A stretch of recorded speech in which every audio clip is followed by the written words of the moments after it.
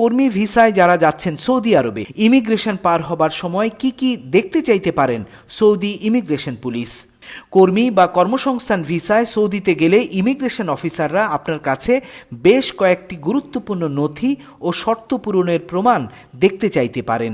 যেমন 1. পাসপোর্ট, যার মেয়াদ 6 মাসেরও বেশি সময় থাকতে হবে। পাসপোর্টের মেয়াদ থাকা খুবই গুরুত্বপূর্ণ। 2.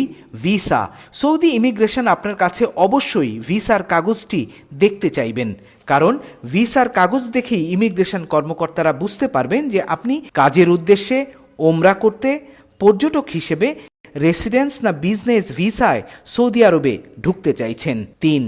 ভিসা স্ট্যাম্প, আপনার পাসপোর্টে ভিসার স্ট্যাম্প থাকতে হবে। 4.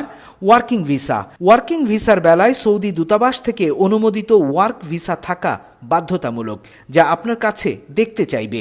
ভিসার স্পন্সর কোম্পানির নাম উল্লেখ থাকতে হবে। 5. ওকেলা লেটার, ওকেলা লেটার দেখতে চাইতে পারে। সৌদি নিয়োগকর্তা বা কাফিল বা স্পন্সরের কাছ থেকে অনুমোদিত চাকরির আমন্ত্রণপত্র বা জব অফার লেটার। কোম্পানি ভিসায় গেলে কন্ট্রাক্ট পেপার থাকতে হবে আপনার কাছে। তবে যদি আপনি ফ্রি ভিসায় সৌদি আরব যান তাহলে এসব কাগজপত্রের প্রয়োজন